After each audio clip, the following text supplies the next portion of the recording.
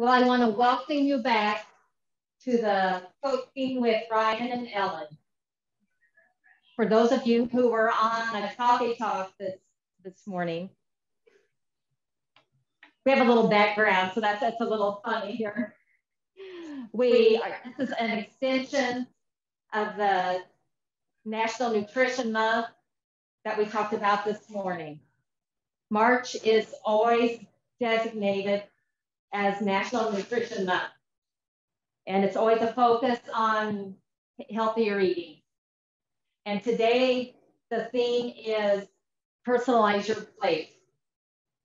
So the thing is about personalizing your plate is that it can be any food. Any food can work. Okay, a combination of the 4 food groups.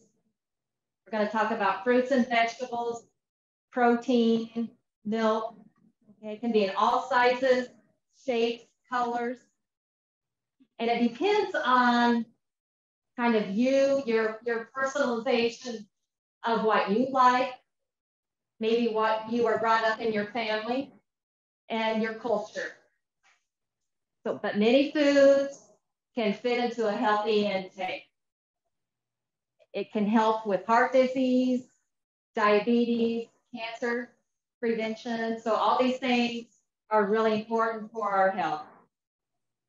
As Ryan said, we have 3 easy dishes today, and we are doing the main dish of the Caribbean sweet potato and bean stew and the tropical fruit, and we're doing a lemon yogurt parfait for dessert. I'm going to turn it over to Ryan, and he's going to show you some techniques today, as well as working through the recipes. Okay. And if any of you have ever tried to cut a big sweet potato and you fear about cutting your thumb off or the end of your fingers, Ryan's going to show you how to do it. So I'm turning it over to Ryan. Okay. Today, of course, we're going to work on these 2 recipes, but my biggest concern and sort of the biggest concept of today will be learning how to prep your vegetables and your fruits. And there's a specific way to do it, which I've learned professionally. And there's ways that I learned at home. And I've seen many different other ways. But I'm going to show you the safest way and most likely the most efficient once you learn how to do it right. We'll simply start with we're going to start with the fruit. And then we'll get into the production of that menu. And then we'll go on to the stew from there. In the meantime, what I want Ellen to do is I want her to start building the salad. We've pre-prepped diced mango. We have pre-prepped a clean, fresh pineapple dice. We have fresh raspberries. And what else is going to go into that is lemon and lime juice, as well as lemon and lime zest, Ellen? It's only the lime. Only the lime zest. Okay. All right. Okay. All right. So, start you off. Pineapple. Has anybody cut a pineapple before? No. Okay. Super simple. All right, check this out. Almost all vegetables and fruits, you're going to be taking off the tops and the bottoms to start you out. You want a sharp knife, a larger knife, and then one with a heavy-weighted handle. I bought this knife, particularly at Sam's Club. I think they have them for about $7. So this is an expensive item. Another tip I need you to look. A cutting board. But one other thing when you have your cutting board, when you're prepping, is there's a towel down there. there's a little bit of moisture on the towel, and all that's doing is making sure that the cutting board does not slip and slide as you're cutting. Okay? So 1, take out the top. 2, take out the bottom. Okay. What I want you to do is look. The center is the core. The sides, obviously, is the skin. I'm going to take the skin off first, and then I'm going to cut around the core at an angle.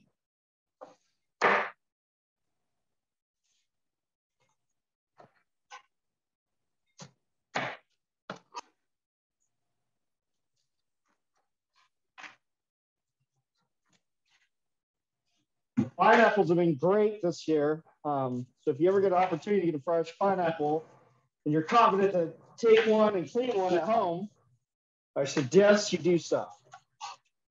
Now, what do you look for a ripe pineapple? Okay, most pineapples that are unripe are going to be a dark green. What you're going to look at in this is you can see some yellow in within the lines, and you're going to feel a little bit of a softness on grip.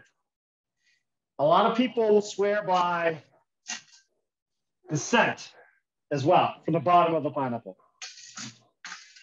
All right. I heard someone say that you could tell by kind of the movement. Is there anything to that? To the tongue? You know, again, the softness. You could squeeze. That would be similar sort of measurement, or like if the top is going to be flexible, then typically the centers are going to have a little bit softness to it, meaning that they are ready to go. Okay. Okay. One more time. Core. You can see it on both ends. What you're going to do is you're going to take your knife and you're going to cut it at an angle around the core. All right. Core. Okay. One more time. Going around the core. Now, Ryan, I noticed when you're doing this, you're kind of putting your fingers back. Yes. So I seem to forget this. The key to cutting anything is avoiding having your fingers out and available ready for the knife to cut those fingers off. You always want to bend your knives at the knuckle, and you're pressing your thumb against your fingers to create a guide. Okay?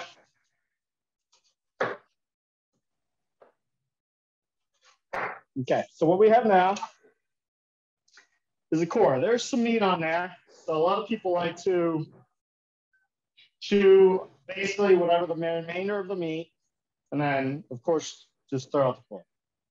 Okay? You have your pieces here. And what we're going to do is look for a small dice. So you're going to do your lengthway cuts. And then you're going to go from lengthway to sideway. I'll show you one section at a time. Okay. All right. You pull, you move your diagonal slices over. You make sure that your knuckles and your thumb is guiding. You're doing a simple dice. And there you go. Very simple. Ryan, one of our participants has a question. Can we ask you questions while you're cutting? Yeah, go ahead. Yes, the core. Do you not use the core at all? Because when I cut mine, I cut the core in with the pineapple.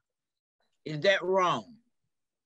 Well, it's not wrong, but again, the core is going to be, depending on the pineapple, a little chewier than what would you consider the meat. So I, in a professional setting, will I will go against the point of looking for yield versus just getting good product that's presentable and clean.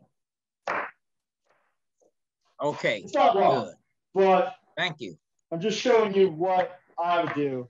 Yeah, I was wondering why my pineapple, when I cut, it would be like hard chunks in it. But when I buy it, when it's already cut up, it doesn't have that. So that's it. I'm putting the core. Okay. Yes, ma'am. All right. Thank you. You got it. All right. Find a place to put this. Do we want to put this? We're going to end up with a lot of fruit here.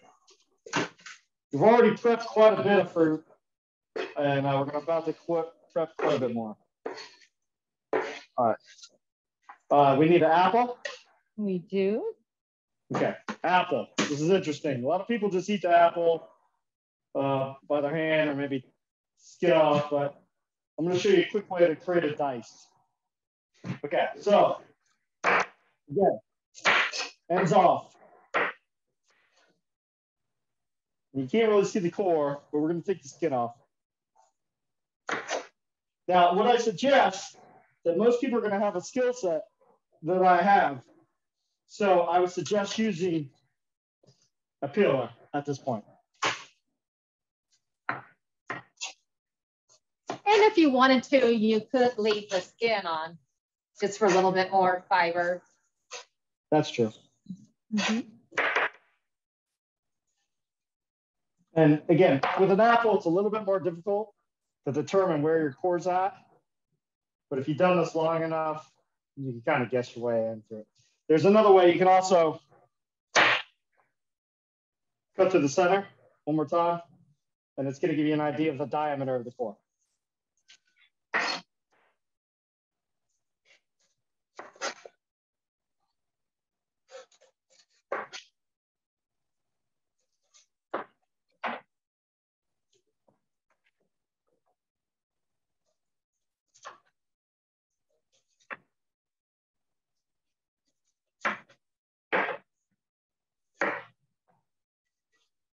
Not a ton of yield, but again, that was a small apple. This, again, we're going to go our diagonals, turn, length.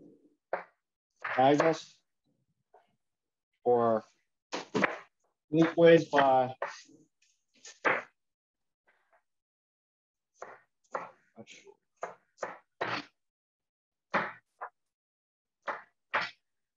length by width. Length by width. And where I learned how to cut a lot of fruit was my job at Hotel Sunspree down at the beach. That was my first hotel job. During the summertime, they offered fresh fruit on the buffet and part of the breakfast offerings every day. So I cut 50 to 100 pounds of pineapples, honeydew, melons, watermelons, whatever it may be. Any questions on the apple? Nada. Okay. All right, here's a fun one. What kind of fruit is this? Does anyone know?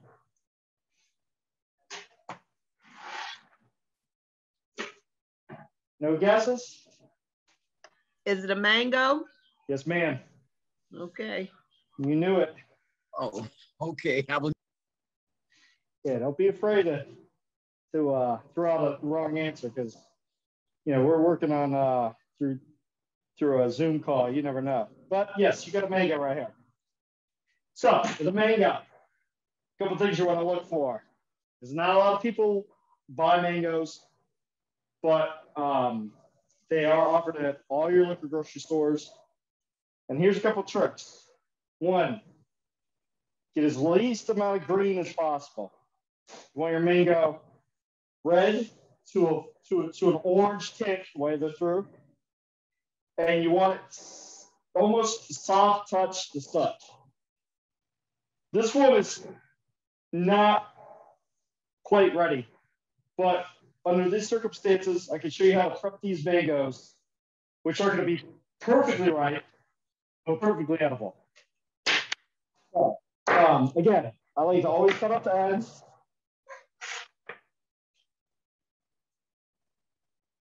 Get this end off. So now, is there a good way to ripen it at home? Yes, ma'am. Good point. The best way to ripen fruit, and this almost works with any sort of fruit, especially bananas. If you want to buy something that's not quite right, but you have the control to ripen it at your own discretion, you can always use a brown bag. Okay? Is my audio still in? You get to hear me?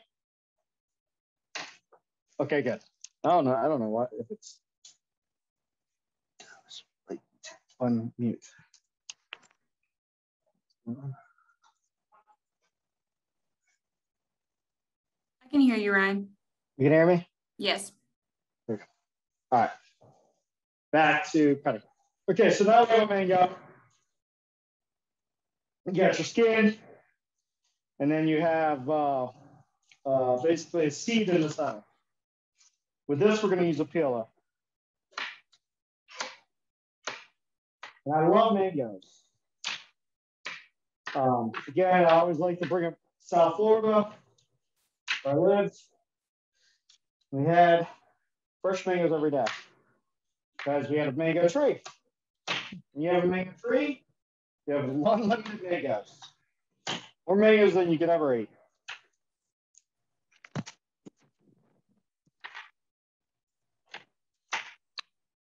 The nice thing about all of the fruits that we're using here is that we have a lot of color.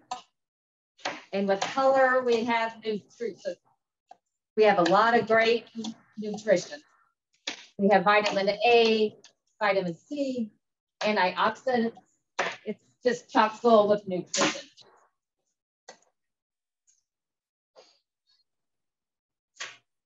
All right, with this mango, typically you would cut on one end, you cut on another. You will be able to spin this free from the seed.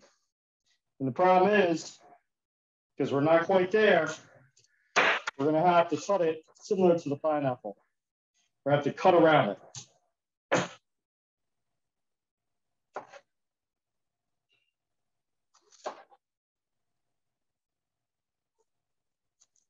I'm always disappointed with the size of the seed because it takes up so much of the fruit.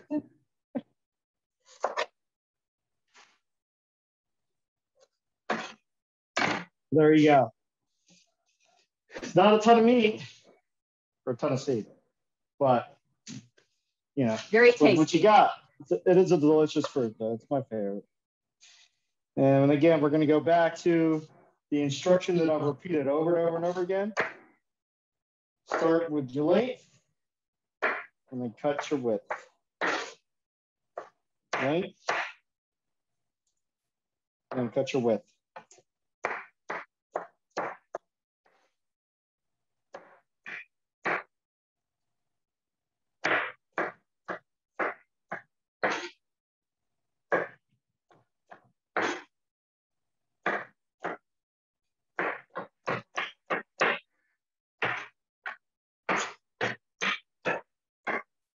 Like a hibachi chef. Hibachi. Let's see if you can fling something over to me. Oh, we can try that. Hold on, let's see. Let's see. All right. Oh. Oh, we're gonna stop right there. We'll have to Could get practice dangerous. on that. Could get dangerous. All right, mangoes, pineapples, apples. Okay. Got a bunch of delicious fruit here. Yeah. Now we're going to look at the lime and the zest for the lime. Okay. Do any of you use the zest of lemon or lime? It has intense flavor. So it really does add a lot of zest, as they say, to a dish. There's a lot of ways you can do this. You can peel, but then you're going to have to really dice it up because you don't want huge pieces of it. We're going to use a cheese grater. Do you all have a cheese grater at home? Okay. That's a more common tool They do make planers, they call them, will give you a very fine grate.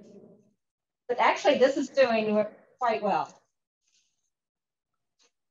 So we're just going to get just the top layer. You don't want to go too far down into the white. That's where it's pretty bitter. And again, with the zest, what you're doing is you are using it as an ingredient to create an aromatic flavor, which is typically a fresh flavor and one that gives you a strong citrus flavor that when mixed in is almost like a dry seasoning of sorts. So it's a great way to add flavor to sauces, salads. I mean, quite a bit of dishes. You know, cold pastas, cold rices, grains. I mean, on Friday, I think we use a little bit of zest in a cilantro lime rice. That, you know, you can use it in many different ways. Okay, so I've got quite a bit of the zest. And what we want to do now is to juice the lime. Of course, there are many ways you can do that. If you have a juicer, of course. Do you remember the old-fashioned glass ones? You know, that I grew up with.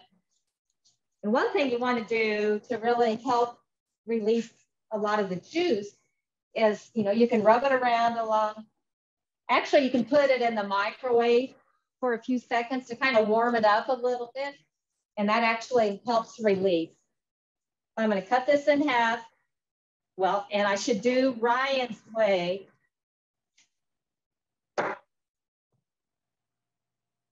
For safety. Yes, there you go. All right. And then what I'm going to do here is just kind of with a knife, I'm just kind of poking to the fruit, and that will help release the juice. And just squeeze out doing that. Okay, this recipe calls for 2 tablespoons. No, 1.5 teaspoons. I'm so sorry. Okay, so that's probably about right. Okay, we're gonna add our zest to. Okay, and then it calls for a tablespoon of honey.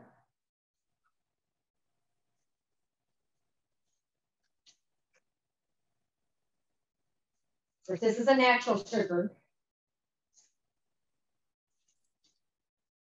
Ellen, does it matter what type of honey you use? It really doesn't. You know, there's studies that say if you have allergy and you consume a honey that is grown in your area, that might help with getting over your allergies. That it kind of builds up a resistance to whatever you might be allergic to. Okay, yeah. So we're just going to kind of stir that up. We have our fruit here that Ryan cut up. And I wanted to add the raspberries last because they're so delicate. And someone else has a question. Oh, yeah. Just a minute. Go ahead, Gwen. Okay. Now the honey, would that be okay for a diabetic since it's natural sugar? Well, can a diabetic? That is a good question. Our bodies really see sugar the same way, whether it's a natural sugar or a refined sugar. So there's really no benefit for honey if you're diabetic. Gotcha. Okay. Thank you. Yeah, you're welcome. Okay. So now we add the raspberries.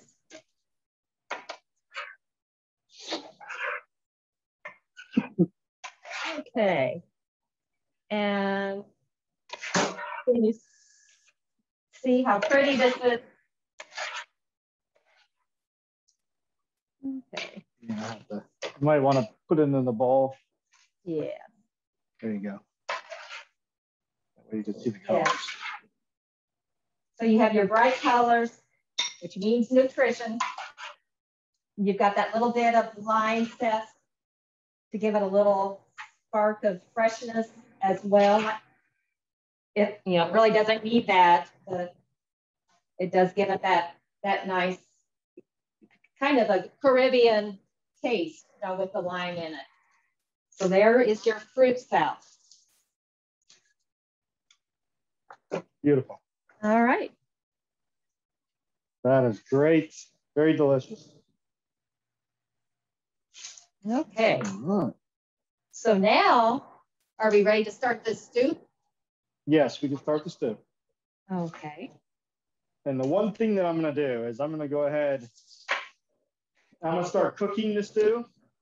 And then while the stew is stewing and cooking, I will be just giving another knife tutorial on specifically the sweet potato, the onions, and the green beans.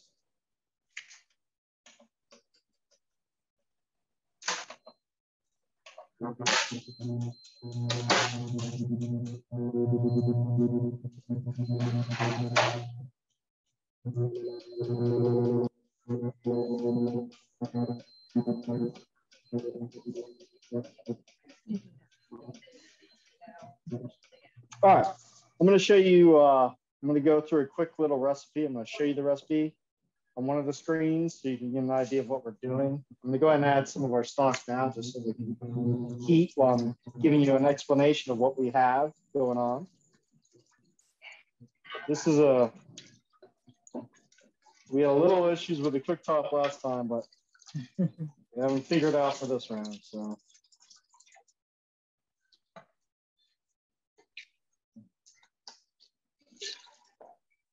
What I'm pouring in now is vegetable broth, but it looks like I accidentally got chicken broth, so. Don't tell Ellen, it's not vegetarian. Oh. I just looked at the box. I was like, oh. No, it's fine. But that's it. Actually, when you go to the store looking for vegetable stock, if you're only wanting like one 15-ounce can, you can't find it. Here we go.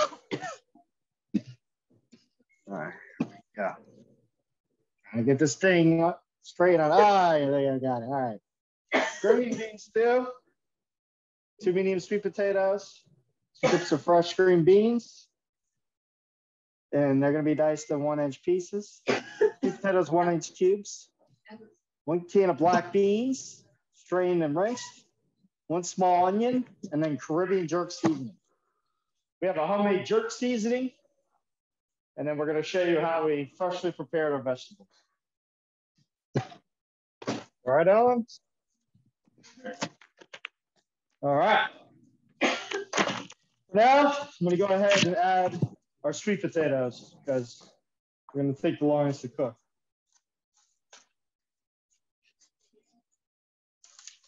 And I think I heard someone say that they love sweet potatoes. Who was that? Is that Barbara or Gwen? That was Miss Gwen, I think. Miss Okay. Barbara, do you like sweet potatoes as well? She's shaking her head yes. Yes, I do. Good. They're so healthy for us. Good green beans.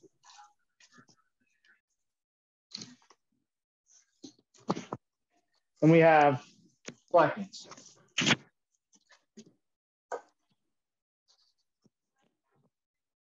All these are just going to cook together.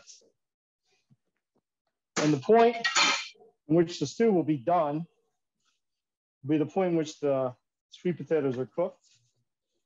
But you may want to turn the temperature down to low. It'll cook for a little longer. And the concept of a stew is get all the flavors and the juices cooked into one broth, one flavor. They can all blend together and give you the dish that you're looking for.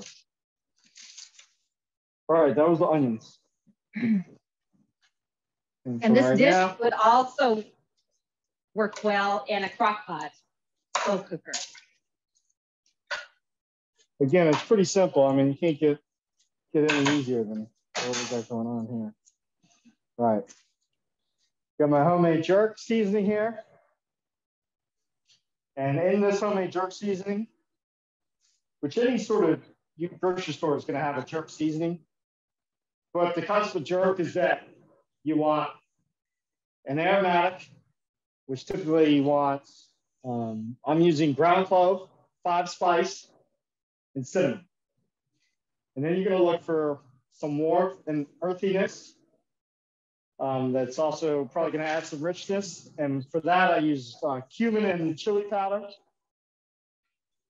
The next thing I added for pungentness, and then for your palate to recognize and start to familiarize as soon as it goes to your tongue, is onion powder, oregano, and garlic powder.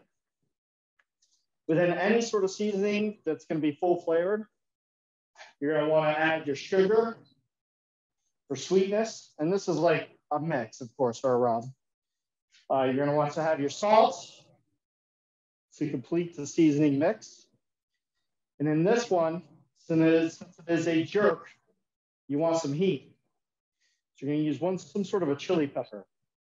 And what we use is red pepper flakes for this recipe.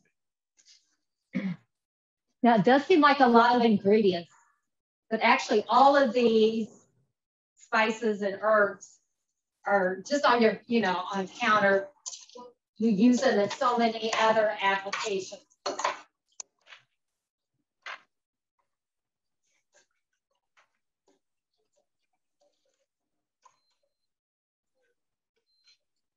When we were trying to decide what we wanted to cook for you this month, we knew we wanted to do beans. Someone last month had recommended that. And then looking at personalizing your plate, which is, looking at your preferences, what you grew up with, and your culture, we thought, cultural, what kind of culture can we do? So we thought of the Caribbean. They use so many fresh ingredients, the aromatic flavors, and it makes you think of warm days and sunshine that we haven't had for a while. All right, so looking at the cutting board, the 3 vegetables that you have to prep to go into this dish is the sweet potato, the onion, and the green beans. We'll go ahead and start with the green beans. Now, of course, all of our ingredients are in the soup that's cooking now, or stew, but our pot. But again, I'm going to show you while the items are cooking how I came to prep these particular items. With green beans, fresh green beans in particular, you can always cook them whole, which people sometimes just snap the ends off, but I prefer to do it this way, which is a little bit quicker. And what you do is you push all your green beans to the edge of your knife. And you just kind of press them from the sides, line them up, then you take all your edges off. You turn around and do this the same way. Knife, push them all from the edge, pull up your ends. This recipe called for approximately a 1-inch cut, which for this size would be approximately half, but we would go thirds, just for a smaller bite. And that's how I would prep the green beans for this. Now, sweet potato, probably the one item that I would consider the most dangerous because it's a little tough, And again, you're gonna have to use a little muscle to get through the middle when you're taking it diagonal. But it's, again, the same dynamics of cutting the fruit. You always want to cut your edges off first. We're going to flat edge to work with. Creating a flat edge is the best way to go about doing anything, especially when slicing, dicing, and prepping.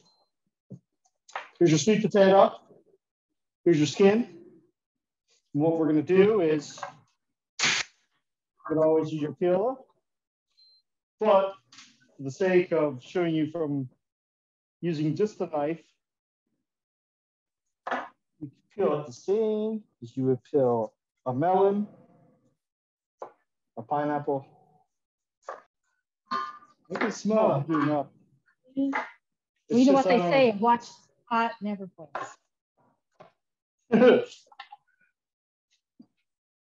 All right. Here's the hard part of the whole sweet potato situation here. We got it skinned. We got our edges. But the problem is we're going to need to cut a lengthway. Now you can go straight down, but I wouldn't suggest that. At some point you should have a flat edge somewhere that you feel pretty safe on a cutting board. Going with that edge right there. What you're going to do is you're going to take the knife and you're going to hold the edges of the sweet potato until you enter down. Once you enter down, then the knife is going to guide its way directly to the sweet potato. So you can pretty much use your palm to get through. At this point, diagonals. Uh-oh. Oh! Just cut my finger off. No. All right. Here we go. And then, again, you go in your width dice. Beautiful vegetables. Fresh, ready to go into the stew. I think the thing's heating up. Take a minute. No? Sure? Yeah. Yeah, let's go. I sure did not. Ellen likes to watch the water boil. I do. I have to be in control, I guess. I don't know. She's getting impatient. I mean, we can turn around and put it on the fire, but you know, we try so hard every time. All right, onions. Everyone knows how to dice an onion correctly. I would assume you do, but we'll do a little lesson. We'll go over it right quick, and you're going to start catching on to the same step-by-step processes that we've done over and over again. But again, it's just sort of an answer that this is a typical procedure that you would do in most vegetables or fruits for a slice of dice. For this onion in particular, I want to take out the other edge. I do a thin slice into it, and then I pull out the outer peel. Look for any additional skin that would be on there, and we're good to go. So what would you assume that I'm doing right now with this onion? We're at this point, we're going to cut it in half. Now, here's the trick. We're going to go with our lengthwise. Again, the key is to balance the onion. From the onion. Make sure you don't cut your fingers. You guide your thumb. And you got a dice. Now, Ryan, I tried so many things to stop from crying when I'm doing an onion. I put goggles on. I peeled it underwater. I've just done everything. Is there a key? You just got to toughen up. Oh, I was afraid of that. No, really, I have no answer to that. A lot of people say citrus, but I can't get away from it either. I don't. There's a lot of people who have their secrets, but none of those secrets seem to do the job. So if you're cutting up an onion and it's strong, I don't know any other way to avoid the eyes being affected. Anyways, here's all your diced vegetables that Again, and ours are in the pot cooking at this moment in time. We do Can I have a ask question a from our question? audience. Yes. All right. Go ahead, Queen. Can you use a onion chopper to dice those onions instead of doing it by hand? Or would that chop it Yes. too fine? I think that's fine. I think any shortcut you can take in the Okay. kitchen's a good shortcut. That's the way I see it. So. Okay. Okay. Now, Thank then, you. now, on some applications, that possibly won't work, but what you just asked will definitely work. Is there another item that we can prep now? We wanna do the can. yogurt? We can zest and juice a lemon, and that's for the yogurt parfait. All right. So, in looking at what our plate is becoming, again, we're looking at that vegetables, fruit, protein, carbohydrate. With the stew, we have obviously the protein that's in the bean, the sweet potato, the green beans, of course, are our vegetable, as well as the onion. And the beans and the sweet potato are a little starchy, so that could be part of the grain section as well. Or if you wanted to, because we know there's going to be some really yummy juices coming from this dish. It'd be a great dish to have a little piece of bread to kind of soften to that juice. Doesn't that sound good? Sounds wonderful. Yes. All right. So the one thing that's missing is the milk or the calcium. So what we're doing now is a yogurt parfait. What we're using is actually plain yogurt.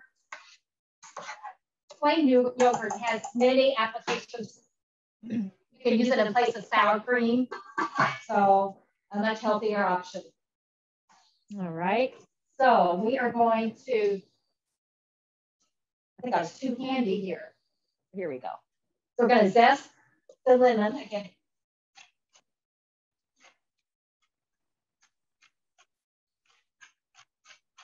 And of course, you can buy yogurt that's flavored already. But what do they put in that when they flavor it? Any ideas? Usually a lot of sugar.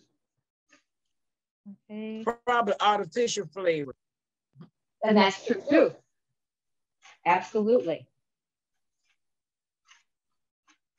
So what we're doing is kind of making our own flavored yogurt.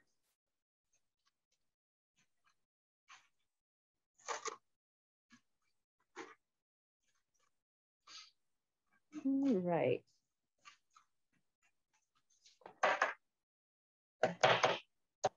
All right. And then again, we also need some juice of the lemon.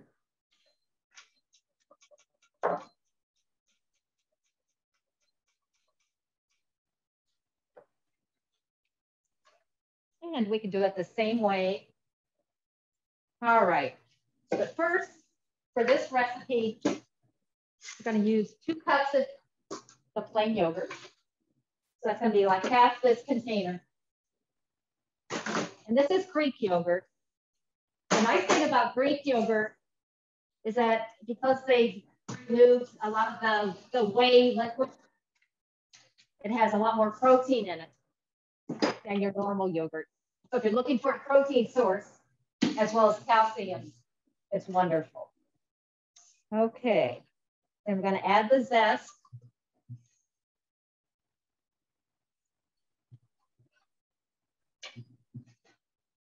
Okay, and we are adding some sugar. So, all right. So it does have added sugar, but again, it wouldn't be like what you would normally get in your flavored yogurts. Okay. Okay, and then some of the lemon juice. Okay, without the seed. Okay.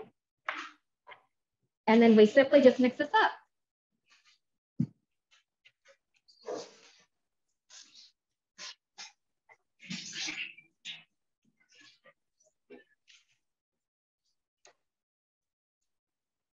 All right, and then we have a bowl here.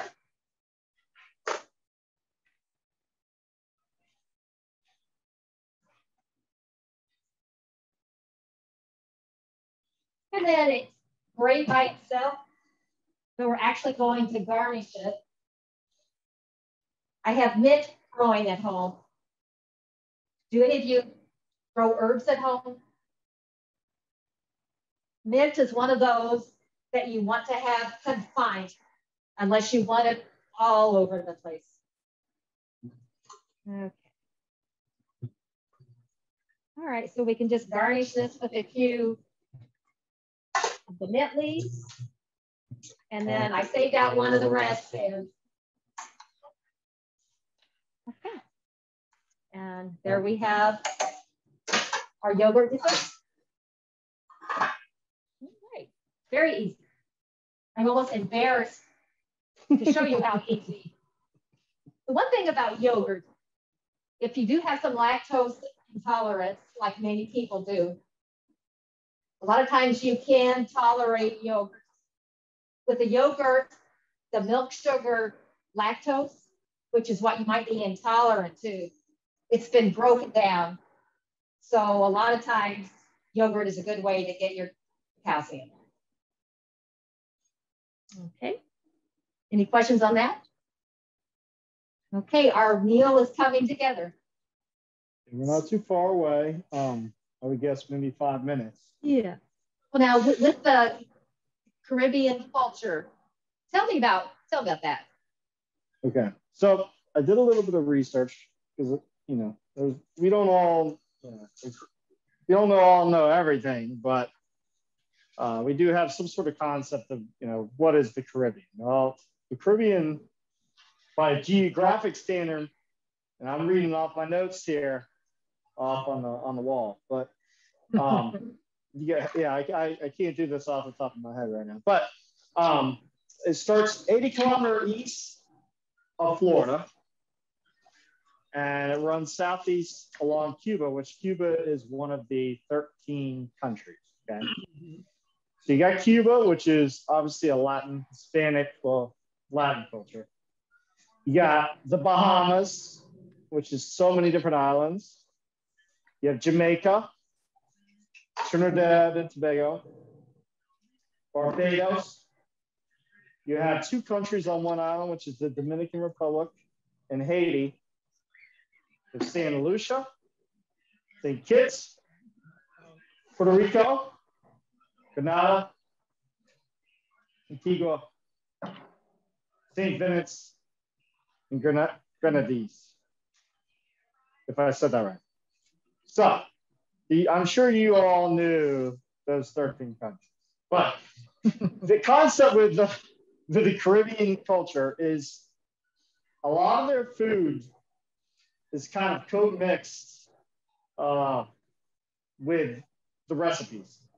And the one common theme that you see with all these recipes is you're looking at descendants of all over the world within a small blueprint of the world, all very close together. And many cultures, many different religions, all within a very close proximity. But the one thing they all have is they have similar ingredients that are available. They grow on those islands. And then proteins that are available close to those islands. Now, some of those ingredients that you have are you have your Caribbean fruits.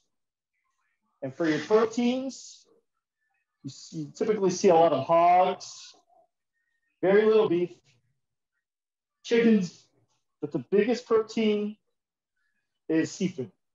So you got to think, people in the Caribbean are typically eating a lot of fresh seafood, fresh fruits, fresh vegetables, and typically, for the most part, in America, we season everything and create taste in our products with salt and fat, where in Caribbean culture, you create your flavors with aromatic seasonings, citrus, and warm earth, smoky, like rich spices. So they eat completely different than us for the most part, but surprisingly healthy. And we could kind of adapt or adopt our own style of cooking and turn it into our Caribbean sort of design with flair. And again, in this meal, we used a lot of the fruits that are native to those islands is the pineapples, the mangoes. From here, we brought our apples and we brought our raspberries. Over in the islands, they have yams. We have sweet potatoes. I can't necessarily say they have green beans. I couldn't tell you that, but I know that they have black beans and a lot of bean farms down there. And this is kind of the sort of recipes that remind you of those sort of geographic areas. A lot of loud and a roll for me. A roll. What? So there's, of course, the cultures are loud and the cultures are very strong in tradition, and if you ever had an opportunity to go down there and visit, it's breathtaking and just a wonderful place to be. Any of these islands are just great. All right, so we do have what would be the very entry level that I would consider that the stew is ready. Now, we're going to plate this at this point in time, but my suggestion would be to have this cook longer. And the reason why you cook it longer is because the broth will become thicker from the starch of the beans and the starch of the sweet potatoes. And it would also, from the evaporation, it reduces. So.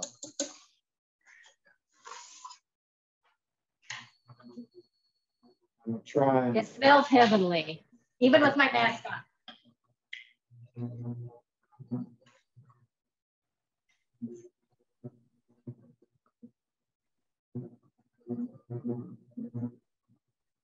Again, a typical stew would be served in a bowl. We're just going to do a light amount of the broth for this time. There you go. All right, so here you can see you have your protein, your vegetables, your fruit. I did find a roll so that we can really get into that juice. And then you have your fruit dessert. It's a beautiful dish. Lots of color. Lots of color. And there's no meat.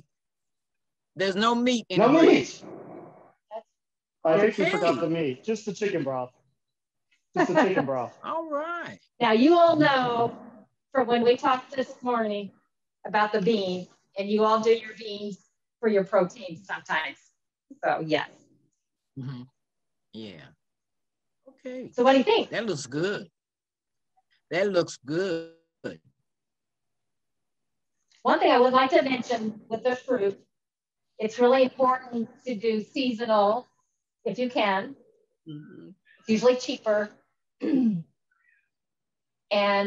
sometimes frozen is cheaper than fresh. But actually the pineapple is a really good buy right now.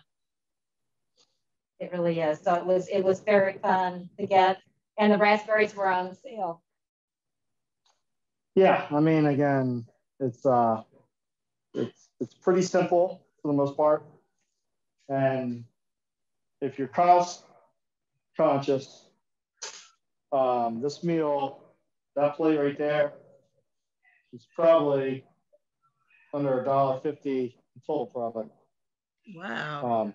Now again, we prepared enough for probably 5 or 6 portions, but the idea is per portion.